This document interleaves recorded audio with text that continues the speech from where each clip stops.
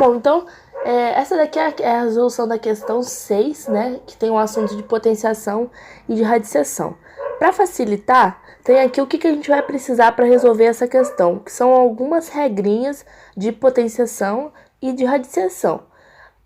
Começando aqui pela questão A, a gente pode ver que é simplesmente aplicar o que está na regra 1, que é qualquer número elevado a zero vai ser 1. Então, nesse caso aqui, 25 elevado a zero dá 1.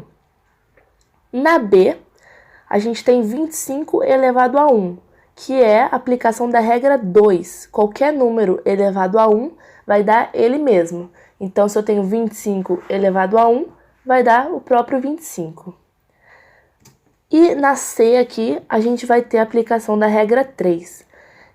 Nesse caso, quando eu tenho um número elevado a um número negativo, né?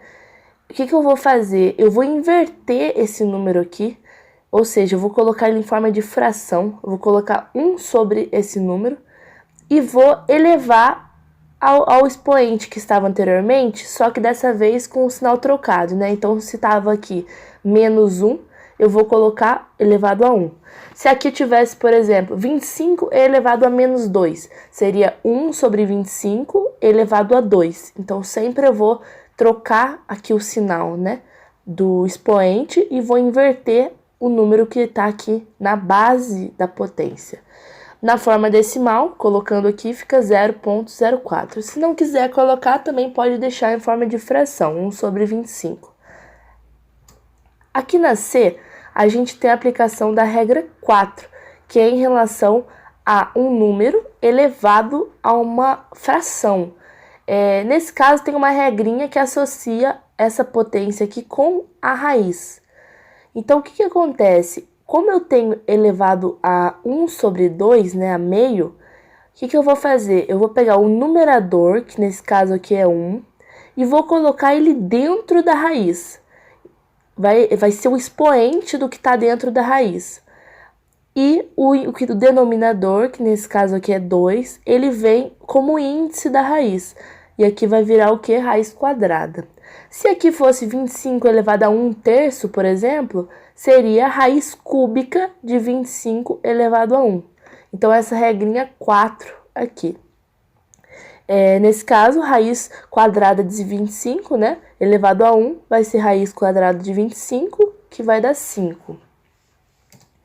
Aqui na E, a gente tem a regra básica de radiciação. O que é você achar a raiz de um número? É você achar um número que é elevado ao índice da raiz, nesse caso aqui é 2, porque é raiz quadrada, que vai dar o número que está dentro da raiz. Parece um pouco confuso, mas na verdade é bem simples. Se eu tivesse, por exemplo, raiz cúbica de 8, o que eu faria? Qual número que é elevado a 3 vai dar 8? No caso seria 2. Então, 2 elevado ao cubo daria 8. Nesse caso aqui eu tenho qual número elevado a 2, porque é a raiz quadrada, que vai dar 4. Então, vai ser o próprio 2. 2 elevado a 2 dá 4. O próximo aqui, o F, né? A gente tem a regrinha 5. Essa regrinha já é um pouco mais complexa, mas nada que não dê para entender.